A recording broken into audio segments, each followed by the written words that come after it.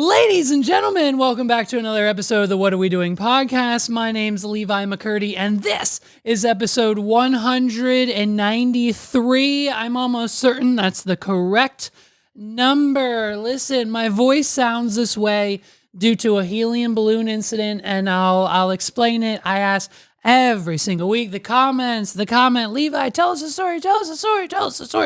Just for another day, it's for a rainy day. As soon as you hear rain pouring down on the roof of the building that I'm sitting in, that's when we'll tell the helium balloon story on the podcast. But until then, I'm going to need you, so you know when that story drops, to hit the subscribe button, the like button, the little bell notification, because that's how you'll know. That's how you'll know when the story drops. That's how you know when a clip drops. That's how you know when a short drops. That's how you know when the episodes drop every week, because you get the notification. So hit all the buttons and get all the things from the What Are We Doing podcast. The only one, by the way, the only real What Are We Doing podcast. Any other podcast you might see on this particular platform that they're of any other audio or visual platforms that may be calling themselves the What Are We Doing podcast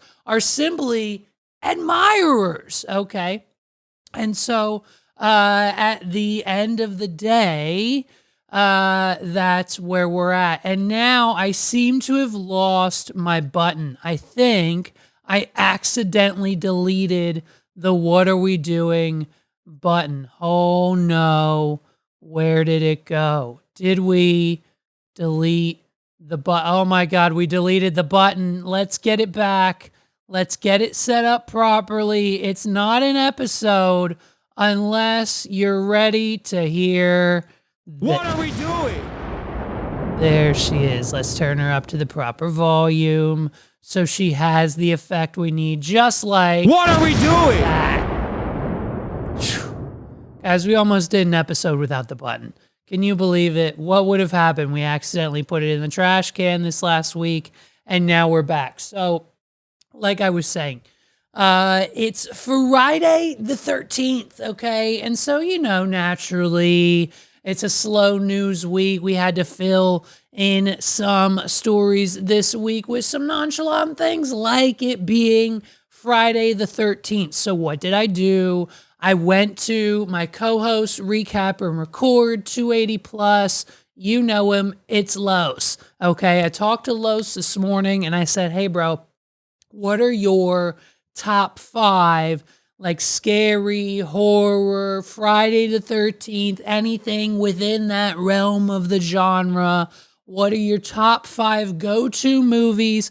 I'm going to hit the Wad Pod audience with your top 5, my top 5. I'm assuming they're going to be polar opposite. Spoiler alert, they are. What are we doing? And so let me know. So Los sent in his top 5. So for those of you wondering, I know you know everything there is to know about the host of the 280 Plus podcast, except for his top 5 Friday the 13th horror, suspense, scary, slasher type style films. Well, I'm here today to give you said information for your database. So take notes, okay?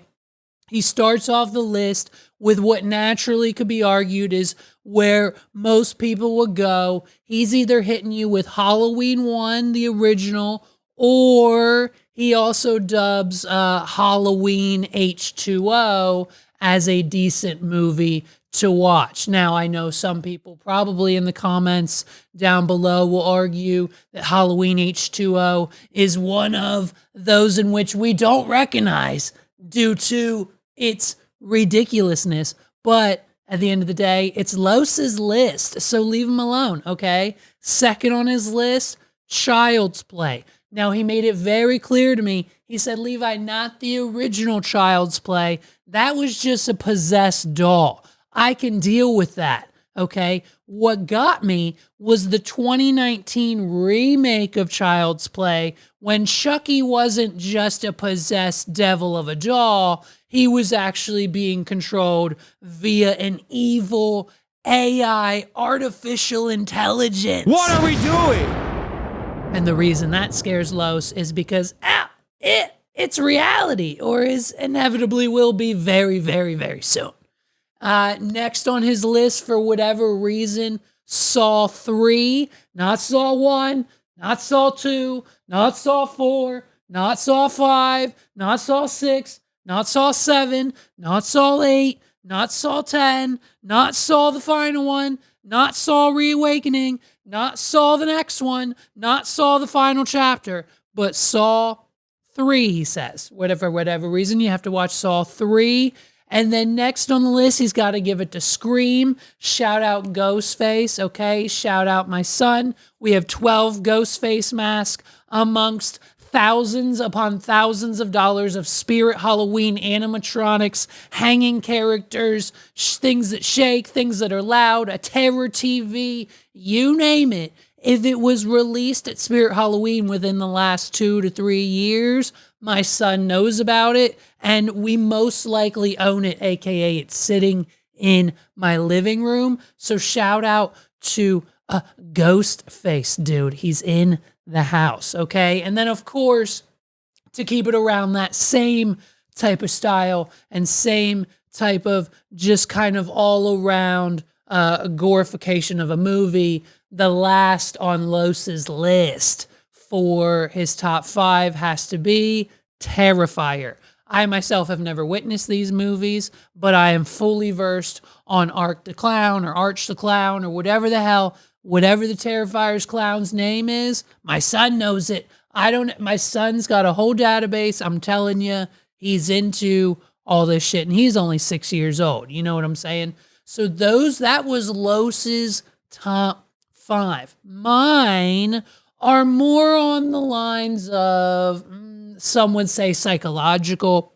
Some would say classify some of these as teen horror movies. So mine are kind of on the edge of like horror, satirical. There's a smidge of comedy in there. So mine are completely 180 polar opposites of Carlos.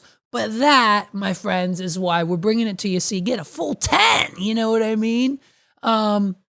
So mine, I'm starting out with a classic. Okay, I'm calling it a classic because of how old we are now. But Disturbia, Shia LaBeouf, probably one of the most underrated actors of our generation.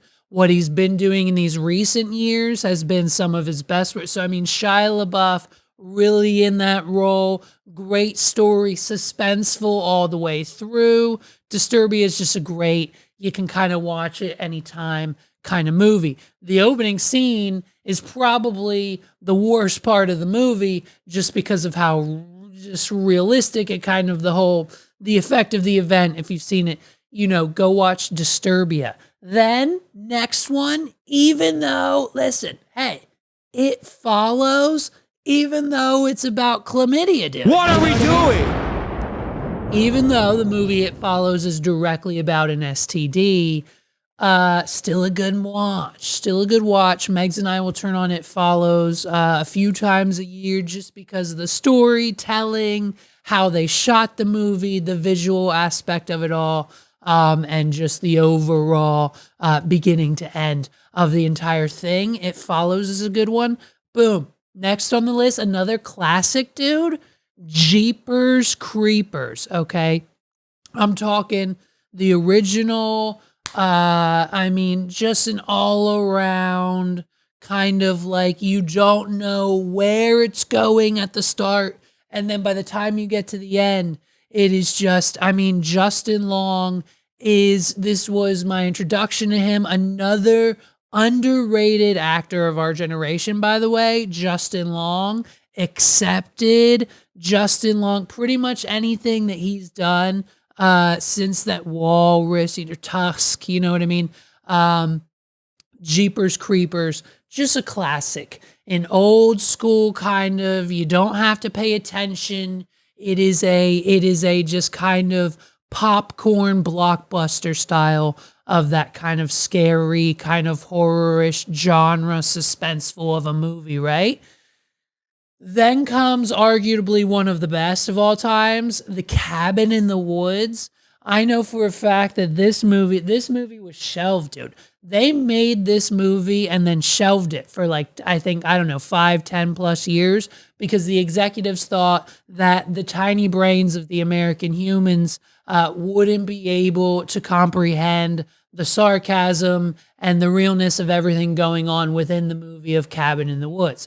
And so naturally, they shelved it. And then when it came out, it became this critically acclaimed. Everyone saw it. If you haven't seen it yet, go watch The Cabin in the Woods, right? And then my final movie on the list is Ready or Not. Ready or Not, I believe they're making a sequel right now, potentially in production.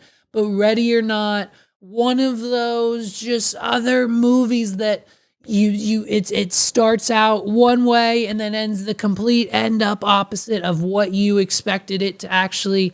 It's you know what it is? It's an original idea. What are we doing? The movie Ready or Not is kind of, it's obviously loosely based on a game, but the premise of the entire movie is an original idea and or that adaptation of one. And so it gives that kind of breath of fresh air when you see this movie that's not just the same thing over and over again, and the twist and the turns and then the ending that you just no one really expects to ever actually end up happens, and then it sets us up for, I don't really know what they're gonna do with a sequel, but if you're going to make one, it's with this movie, Hide and Seek, or I'm sorry, Ready or Not. In the movie Ready or Not, they play hide and seek.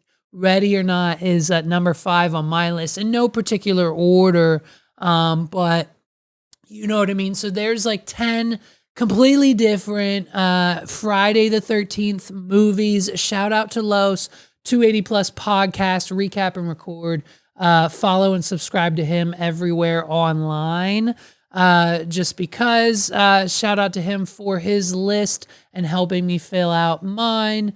And of course, naturally, to end the bit, if you are going to just go straight Friday the 13th this year and go gung-ho on a complete dozen Friday the 13th movies, the order in which you have to watch them is blatantly kind of obvious, but just in case you make that Google search and need to fall on this podcast episode, here is the order in which you watch the Friday the 13th movies, and it's a little tricky, so follow along. Ready?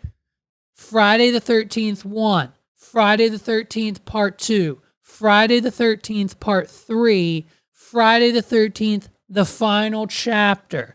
Then it's Friday the 13th Part 4. Nope, Friday the 13th Part 5. 4 was the final chapter, but we didn't call it 4. I'm bad with Roman numerals. It's Friday the 13th Part 5, A New Beginning. Friday the 13th Part 6, Jason Lives. Friday the 13th Part 7, The New Blood. Friday the 13th Part 8, Jason Takes Manhattan. Then not Friday the 13th, Jason Goes to Hell. This is 1993 now. Jason Goes to Hell, The Final Friday. Number 10, arguably the best of the series, is Jason X, 2001's Jason X, aka Jason Goes to Space. And if you have never experienced this cinematic masterpiece, if you could give two shits about Los's list, my list, any of the other horror movie, if you have never seen the movie Jason X, aka Jason Goes to Space, you need to find it, buy it on Amazon, look it up, Google it, find out where it's streaming. You can probably buy it on YouTube or something.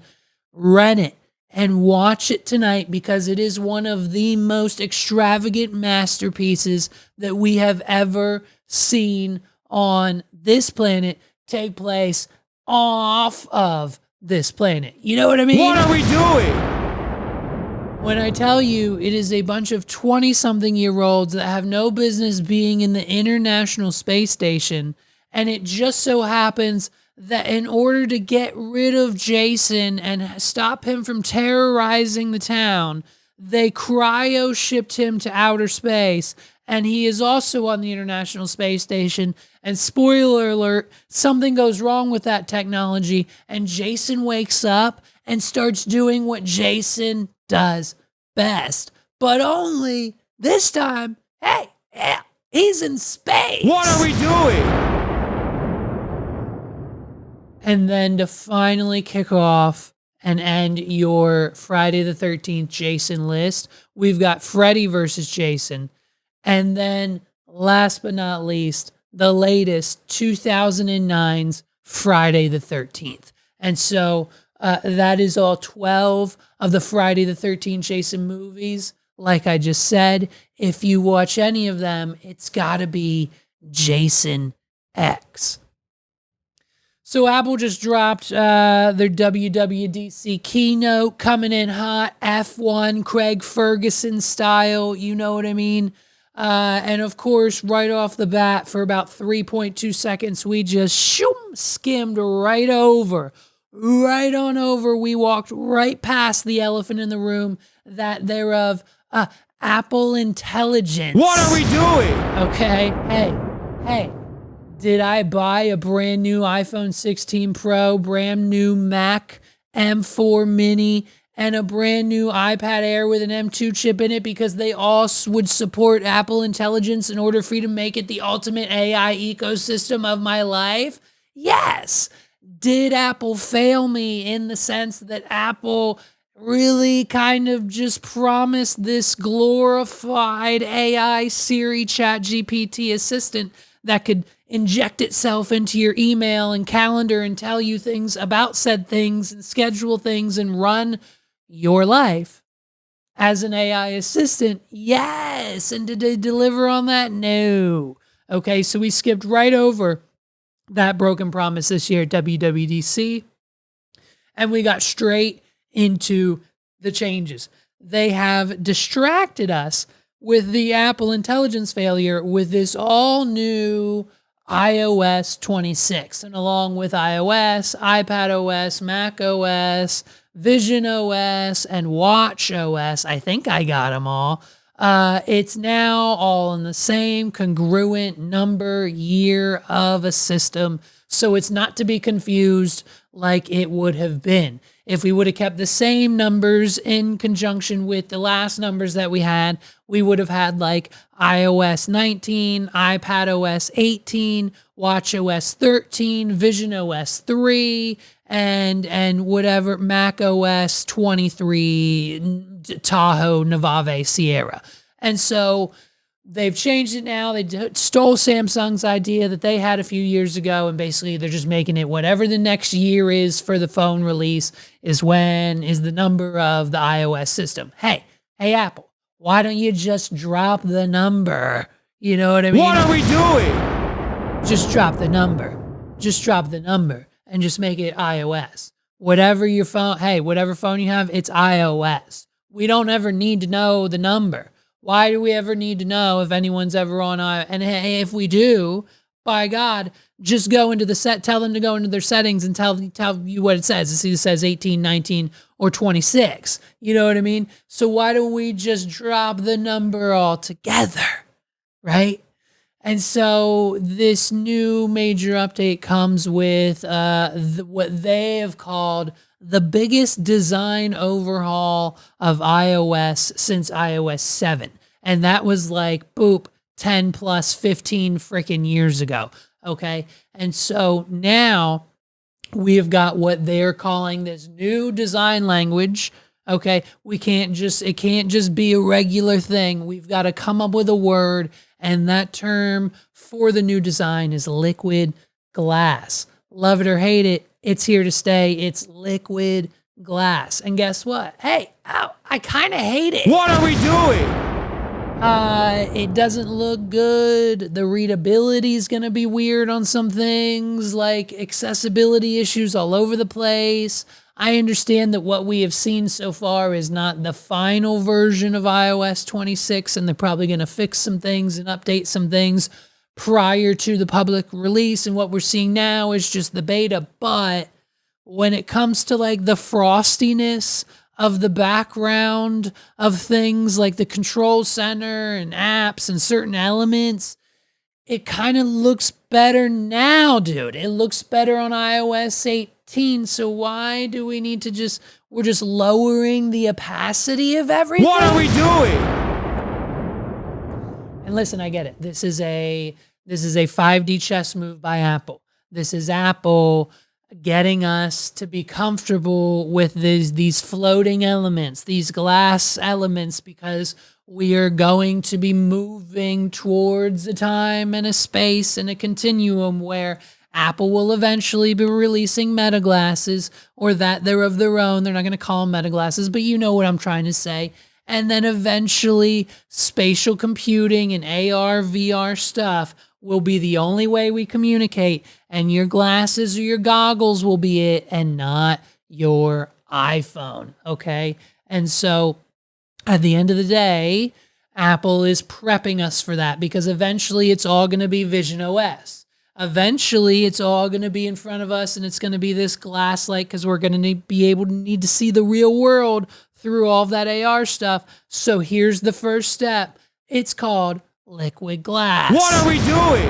And what better way to get all of your millions and millions and millions and millions of iPhone users ready for the inevitable glass space world than to introduce them with this very baby step of that inevitable future. So listen, you know what I mean? We're on to Apple. We're on to what you're doing. We're on to what you're throwing down. Is Steve rolling over like most people say he is? Probably. You know what I mean? He's had his specific opinions through the years on these things, but hey, who knows? Who knows what the mind of Steve Jobs would be like in a 2025 world? So he very well could have signed off on these innovations as well. So that's the major iPhone update. Then most of those designs carry over into the iPad, with a couple other little fun things sprinkled in. Your iPad, if it supports it, is now basically a MacBook, okay? Apple has been teetering this gray area for years, okay? The fact that we are now here is even a big of a shock to most people in the tech industry as it is for you and me, because for years now, we've all been having this same weird kind of gray area of, is the iPad a MacBook? Is it a tablet? Is it a power horse? Like, when you can go get an iPad Pro with an M4 chip in it, why wouldn't I, for like half the price, get an M4 Mac Mini with the same chip and have a full-blown computer to do full-blown computer things? What are we doing? And so this gray area between the iPads and the Mac have been kind of this surrounding, revolving argument between the tech community and Apple themselves, to the point now where we're narrowing in on the fact that the iPad is in fact becoming just this. Now we're at a point where you have to ask yourself, do I spend the same amount of money on an iPad, or do I save the same amount of money on, say, a MacBook Air?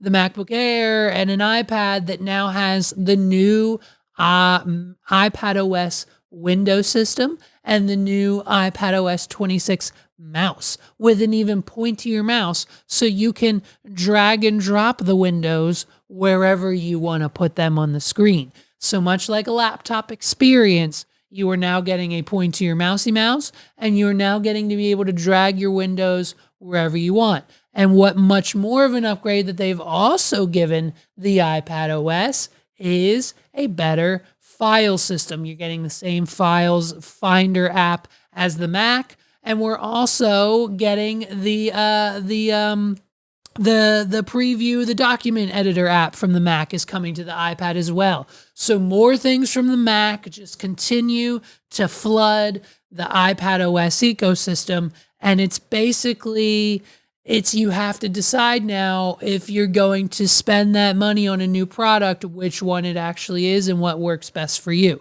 The last major update that they released for the new iPads is a podcaster update. So not only now when you're on those video calls via your iPad recording your podcast, you can now record locally that call via your favorite apps like Zoom, Teams, and other video meet apps. Now, I'm more curious on how that actually works. We don't really know yet because it's still kind of all in beta. I'm curious if it's using the application's recording feature or if it's using like something on the iPad to record the video locally. Because if that's the case, then we might be getting better resolution and bigger videos from Zoom call recordings than we do now, because I'm pretty sure they still cap out at 720p via a desktop recording. And so if we can get a higher resolution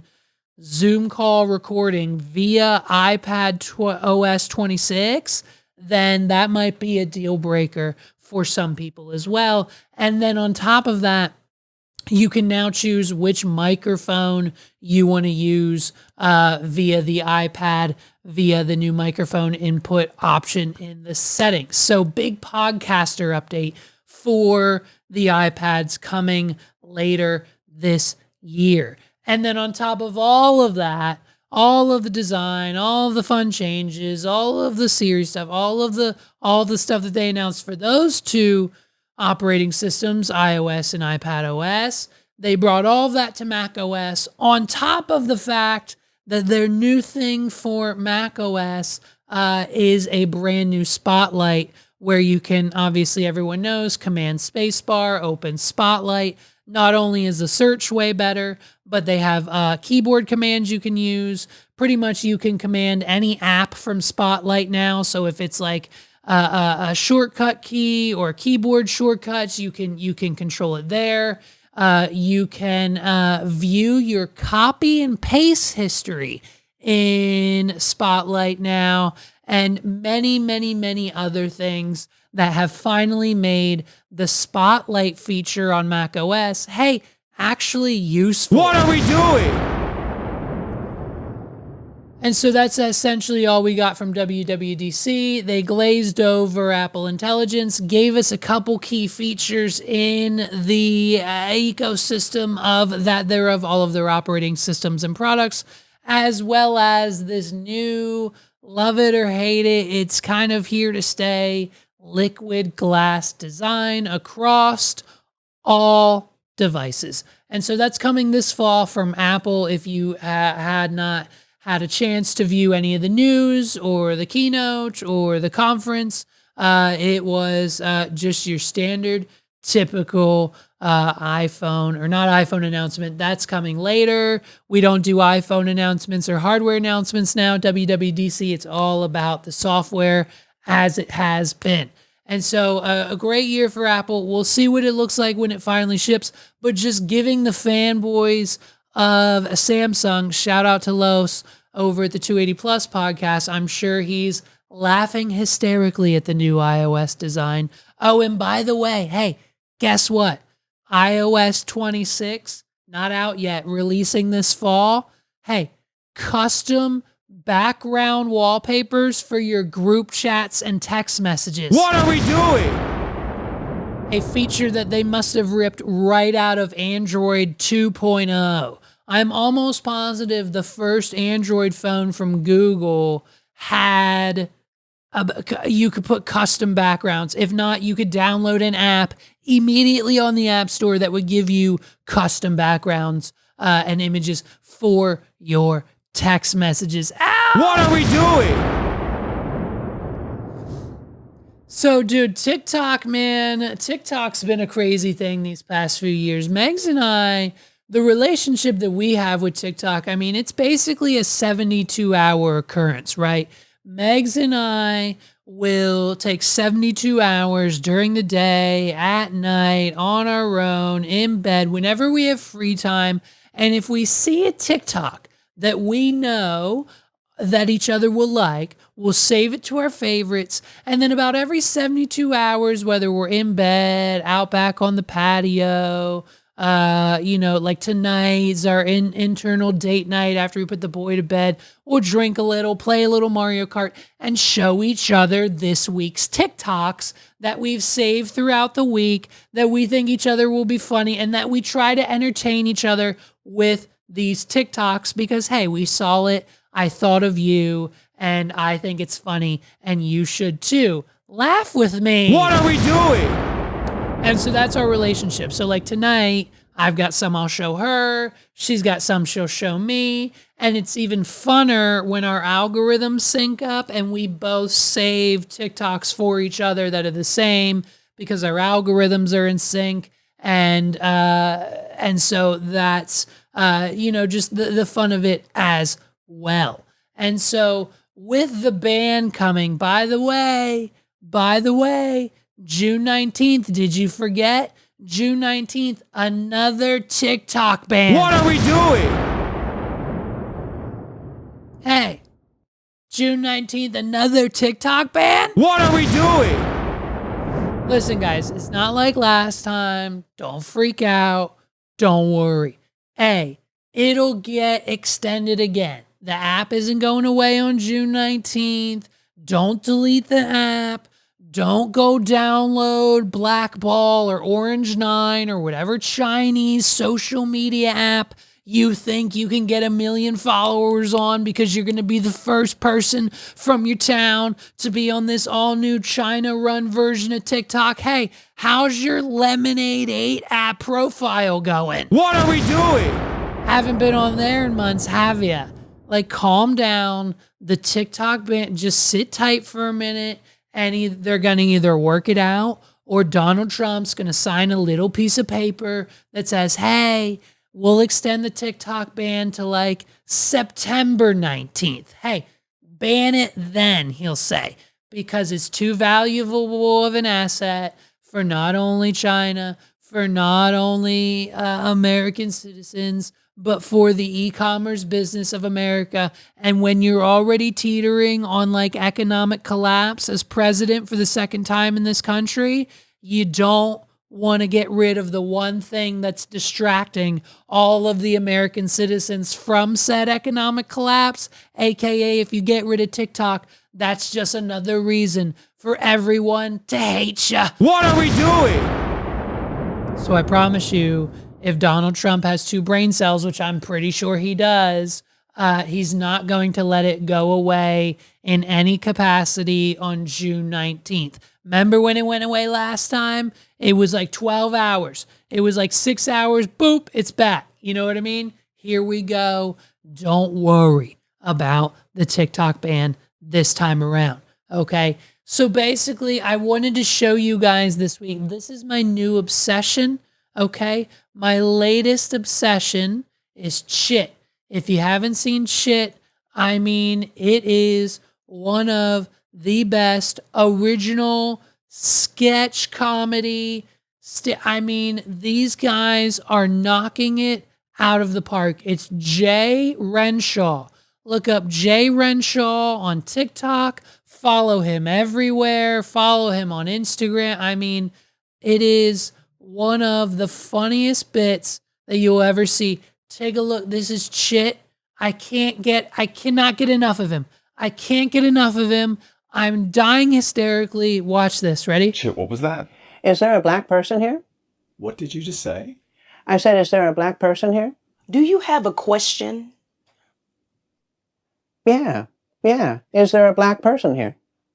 Chit, why are you asking that? Janice said there was one in here. Came to check. There's a white person here too. Well, I don't need one of those. Chit, please stop what you're doing. What's the big deal? I'm just trying to find the black person here. Well, you found her.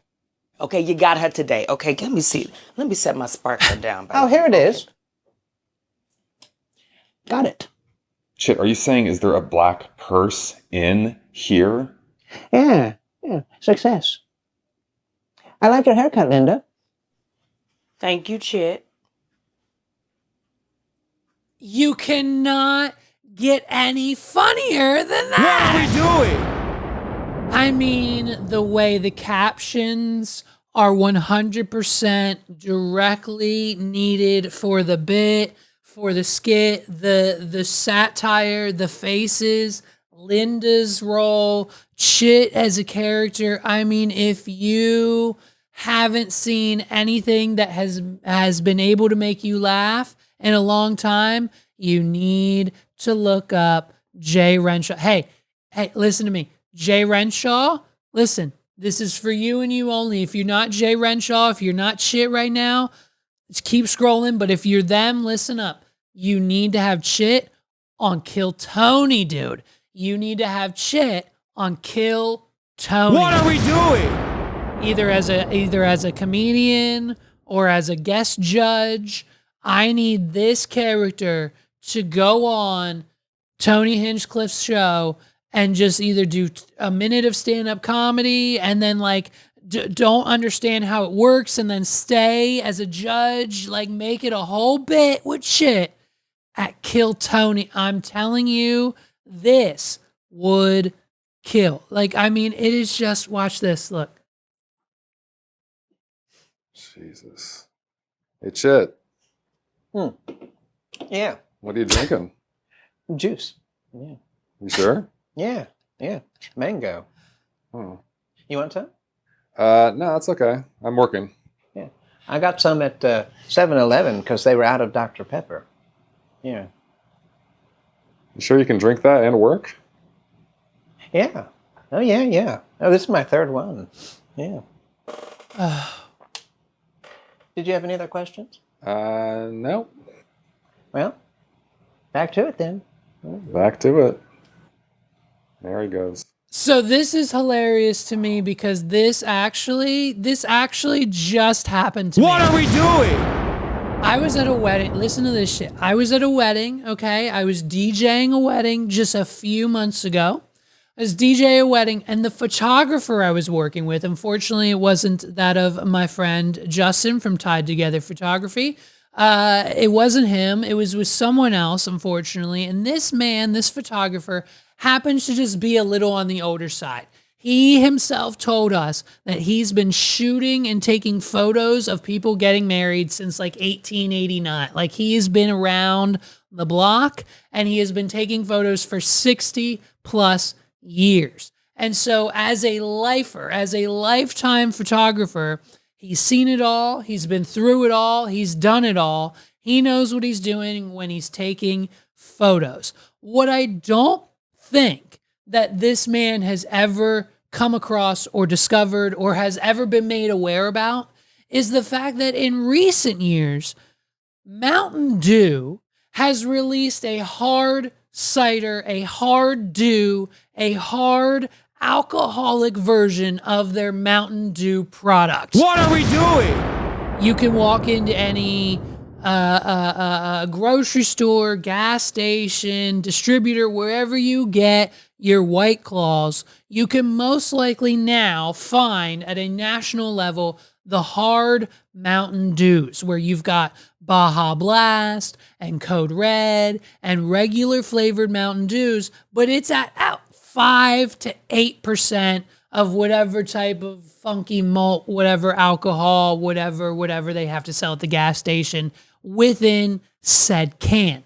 Now, I don't think that this photographer who is 65 plus years old was ever made aware of the fact that they have A, made this product, and B, that's exactly what they were giving people at the bar at this wedding. What are we doing? The bride and groom provided it, okay? They had beer, they had cider, they had wine. Whenever the bride and groom has to supply the alcohol for said bartender to pour, because of Pennsylvania state laws, most couples in this state do that. They just go and get a gambit. They get a gambit of every other little thing. They get a case of this, a case of that, a case of this, so everyone at their wedding will be pleased, and there's something for everyone to drink. What I don't think this photographer assumed he was doing was getting an alcoholic beverage from the bar.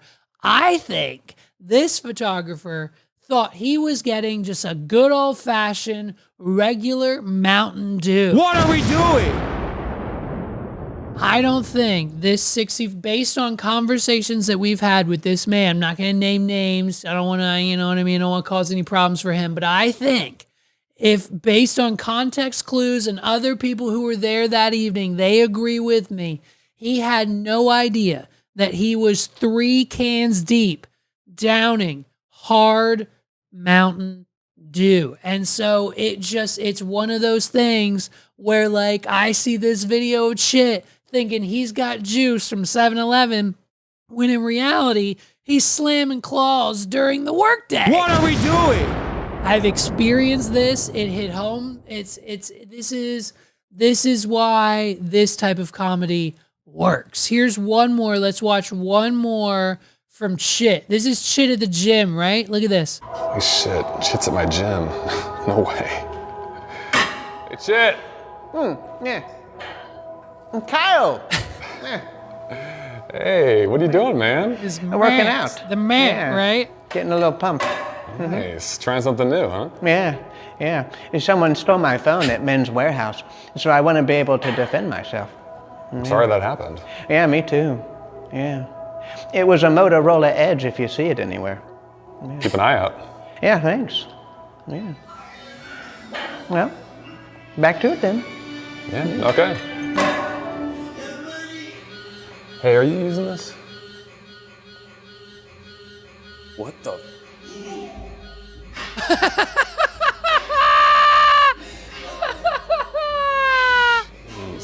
Yes.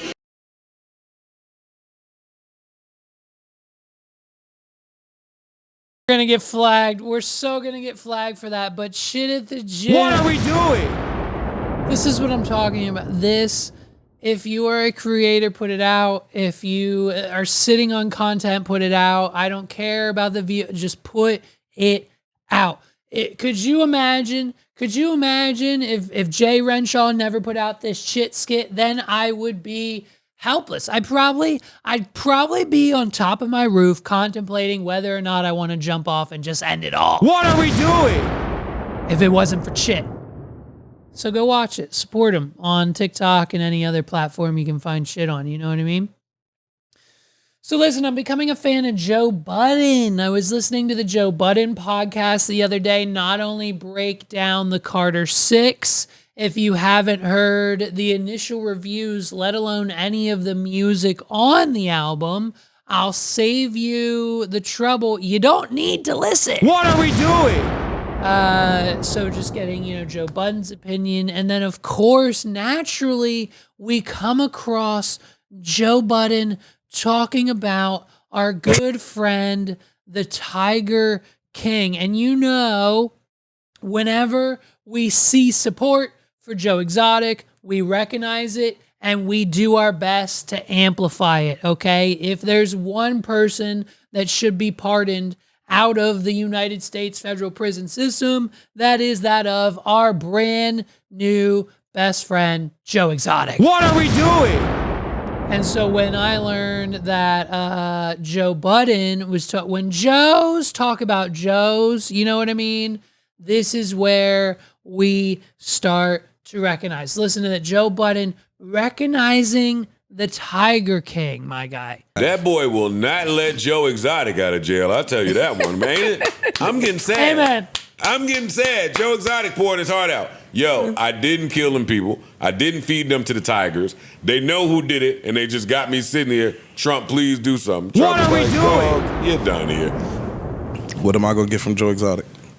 See, this is exactly like his co-host just said there.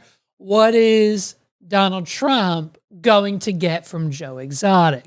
You only get pardoned by Donald Trump if there is any amount, at least 1% of interest coming the way of Donald Trump. And so shout out to Joe Budden for recognizing our best friend Joe Exotic. If we can get him pardoned as soon as possible, the more ears, the more eyes, the more people that we have on this planet shouting from the rooftop, free Joe Exotic, the more likely it's to happen.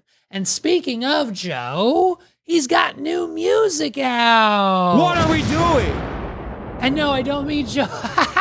I don't mean Joe Budden. Joe Budden hasn't dropped new music since the movie You Got Served came out. You know what I mean? Joe Exotic.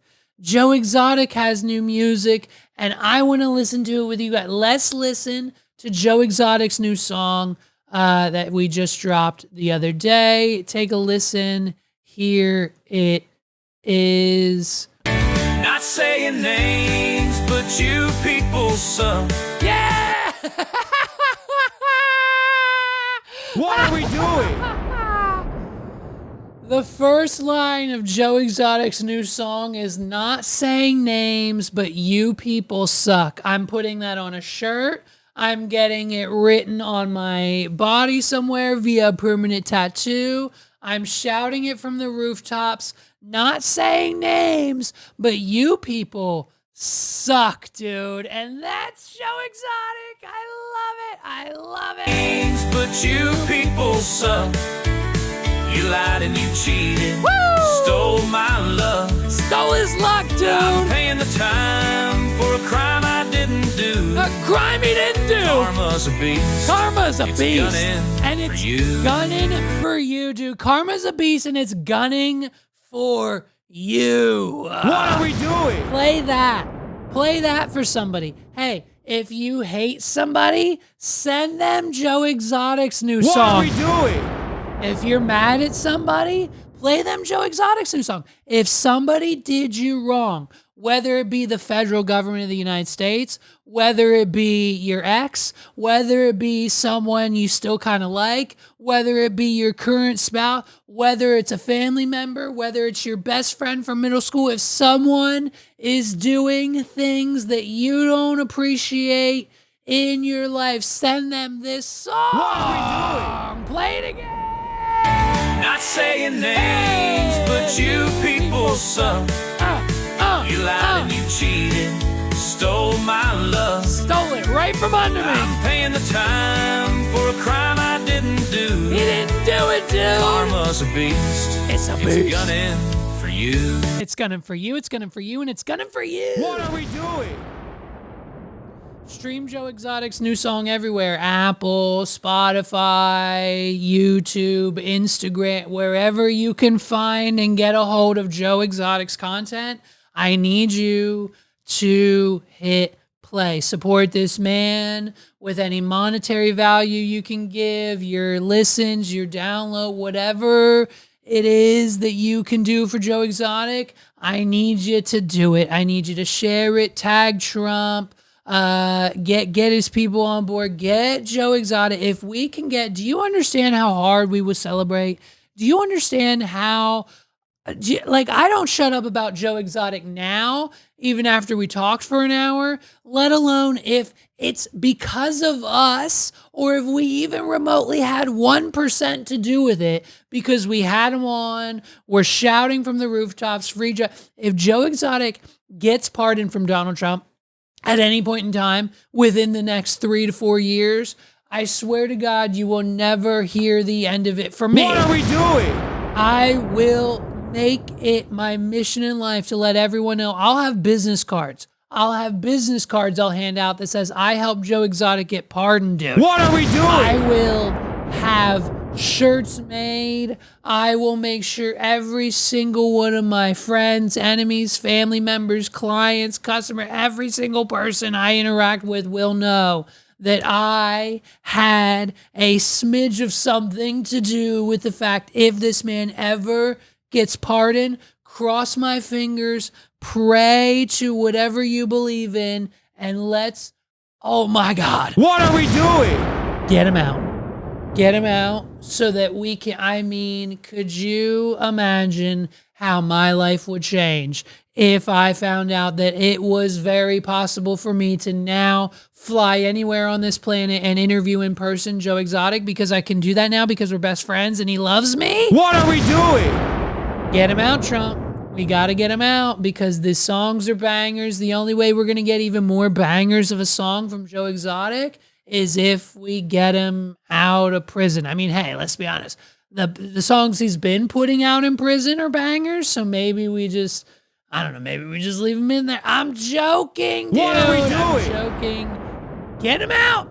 Get him out. It's time.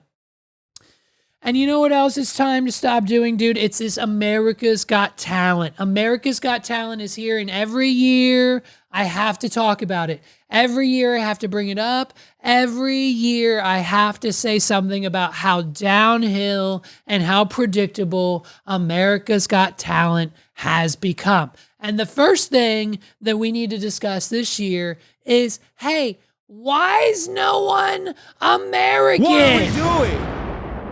Every other person that we saw walk across that stage in these first couple of episodes of America's Got Talent season 20 comes on, and the first 3 words out of their mouth are, I came all this way from Brazil. I came all this way from Japan. I came all this way from some other country that's not America. What are we doing? You've got some old Japanese guy who can't even speak English. He needs a translator. What are we doing? Hey, rule number 1 of America's Got Talent should and foremost always should be, you gotta be from America, and 2, you gotta speak the language at minimum. What are we doing? At minimum. Spanglish just a little bit. I'm not trying to be racist. It's not racist when every other country has their own Got Talent. Hey, guess what? There's a Japan's Got Talent. There's a Brazil's Got Talent. There's a Mexico's Got. There is a Got Talent in every single goddamn country on the planet. What are we doing? And so when they come to here and you're like, hey, I'm from Brazil. What about the guy from Utah who didn't get a spot because of the, you know what I mean? It's kind of, we got to figure out if it's just a talent show. If it's just a talent show, then let anybody on. But if we're calling the show America's Got Talent, I'm just saying, hey, I don't care if you're Mexican and you are but you live in Pennsylvania, go on America's Got Talent. If you're Asian and you live in Maryland, go on America's Got Talent. I'm not saying you can be that thereof other nationalities. I'm just saying if you traveled from said country to get to America, you shouldn't be allowed on America's Got Talent. What are we doing? You know what I mean? Like it's kind of is a thing, right? Is it just me? It's probably just me, and I'm probably going to get the comments, but it's like, all I'm saying is it's kind of weird when every other act comes on the stage. Am I right? Yes or yes? Am I right or right? Is it when every other act comes on stage and was like, I just got off a 36-hour flight from Britain to be here in front of you, Simon. I know we've got Britain's Got Talent, but I'm here now because it's America's Got Talent. Am I right? What are we doing? They need to change that. And then secondly, you know what I mean? I'm basically, look, they're calling me Oz Perlman out here the way I'm predicting shit, okay? We talked about Oz Perlman last week with Rogan and his whole height, and Oz Perlman's everywhere. He's on Howard Stern. He's on Flagrant 2. He's on this. He's doing that. He's predicting this. He's getting the pin codes of this guy and the name of the crush of this guy. And it's all just the same psychological. He asks you how many letters it's in it. He gets the first and last letter. And so based on the number of letters that is in the name that you're thinking of and the 2 that he already gave you, statistically, there's only like 4 possible guesses of the name it could be. What are we doing? Which take the odds from 1 in a billion to like 1 in like 4. So 25% right every time. He usually gets it right. It's that obvious of a thing. So like the mind reader of Oz Perlman, I'm out here with predictions left and right, okay? As soon as this show started, I had an inkling, I had a feeling, a tickle in my tummy that this was going to be the most predictable episode. I'm just talking season 1, episode 1. As soon as these acts started coming out, I knew. The opening act got all no's, dude, and he was the only one with talent. He's Eric. He's a drinker, and he drinks crazy shit. He drank a thing of pickle juice. He drank a thing of hot sauce. He drank a thing of like chicken juice, and he drank something else that was nasty. He gave each of the judges a flight of shots with each of the juices in it so they could play along. And boom, he got 4 no's across the board. Why? Who knows, dude? But it's 4 no's for Mr. Eric. He could have taken that shit to the next level each and every time, but the judges didn't give them the time of day. What are we doing? And then so next is like the second or third act, right? And I knew as soon as I saw their name, Lightwire. I said, hey, Megs, it's time for my second prediction of the night. I predicted 2 things with Lightwire. 1, the judges would be blown away by this no matter what happens or what it looks like. They'll be blown away, and this will be something that they've never seen before. This is all new. This is what America's Got Talent is about, Howie Mandel would say. What are we doing? And so they're going to claim that this is all new technology and something they've never seen before. And then my second prediction, a golden buzzer from one of the judges. And wouldn't you know it, we sat back and we watched as there was a projection of what looked like the worst AI-generated jungle and cheetah and lion run across the stage. The screenshot that I have on the screen for you right now is not because it's poor quality. That is actually what it looked like. And the judges gave these people nothing but praise, applause, and fed right into my 100% correct prediction of the fact that they claim that this is all new. We've never seen this before on Simon Cowell. I can't play any of it for you here because they'll strike me down in a heartbeat. But Simon Cowell said, and I quote, across all of the Got Talents, Britain, China, South Africa, America, Canada, United States, America, across all the Got Talents, he said, this was his favorite, best, top of the line performance. He's never seen anything like it before. When in then reality, I go to YouTube and I find 10 different projection dance routines that we have seen on America's Got Talent, let alone Britain and other countries for the last 10 years with the same fucking premise. What are we doing? It's a projection on the screen. It's dancers that come in and out of the projection. Their suits light up, and when it's time for them to leave, their lights turn off, so it looks like they're disappearing into the act.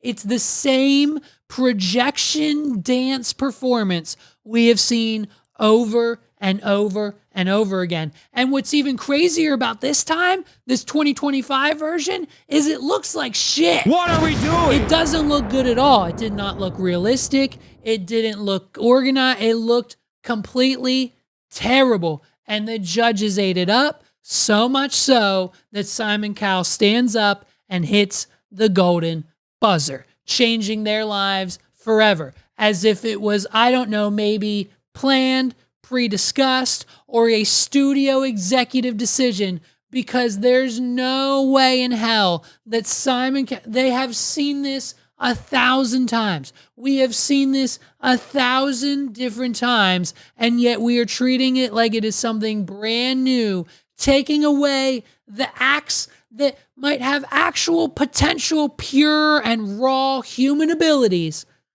because we've got yet another person who is a great video editor and projects something on the screen and then has timed, lit up costume outfits for their dancers, and then it's a mediocre dance routine, and we don't get to see that it's just a standard mediocre dance routine because we're all distracted by the illusion that thereof of whatever they are projecting on the screen. And 9 times out of 10, it's just a shitty looking cheetah with some terrible looking trees in the background, dude. What are we doing?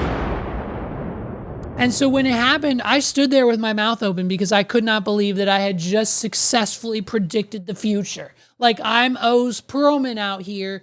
Get me on the Joe Rogan Experience. You know what I mean? What are we doing? And then for my final act, we get to the final audition of the night. By the way, these America's Got Talent episodes, they're doing like 3 or 4 acts. We've only got 3 or 4 acts in like each episode now. And it's like blatantly, obviously just commercial. And it is so far beyond what it was that of even 5, let alone 10 years ago. This franchise has lost the steam. We get to the final act. And I said, hey, Megs, here comes my final prediction. And we see this woman walk out on stage. We don't know what she's about to do. I see her. I make my prediction. I say, hey, I don't know what she's going to do. She's probably going to dance. And it's going to be so corny that most of the judges are going to laugh a little bit. They're going to push her through, and that'll be the end of the episode. And by God, what happened? We get the music, we get the knives, and we get the 2 best friends that are backing her up today. And we get none other than the final accurate prediction from me, Levi McCurdy. You know what I mean? What are we doing? And it is one of the greatest feelings because I can just look at these people and fully understand what is going to come next because the format of this show has become so predictable, so cut and copy and paste, so much so that we are just doing the same thing over and over and over again with what type of auditions we let in, what type of auditions we put through. And as long as you're mediocre and as long as you're okay, you'll get that golden buzzer. What are we doing? You know, it's at this point, it's just, there are so many red flags with this show. And I cannot tell you how much I love tuning in every week just to see the mess that it has become. So much so that people with actual talent are just getting 4 yeses when they should be getting golden buzzers, and that they're of the exact opposite happening, that the people who are getting the golden buzzer, sometimes they're golden buzzer worthy, but most of the time it's kind of not really all that in a bag of chips for those contestants. What are we doing? Ladies and gentlemen, my name is Levi McCurdy. Thank you so much for rocking with me this week. It's been another great and amazing episode of the What Are We Doing podcast. If you haven't done so, please hit that like button, hit the subscribe button. Check out any links that might be in the description down below. Check out our friends, the 280 Plus podcast. Shout out to Los. Thanks for your help this week in planning the episode. A shout out to my fiance Megs and all my friends, my family. Stay healthy, stay safe, stay alive out there, and I'll see you guys next week for episode 194 of the What Are We Doing podcast, the only What Are We Doing podcast that you should actually listen to. Peace out, everybody. What are we doing?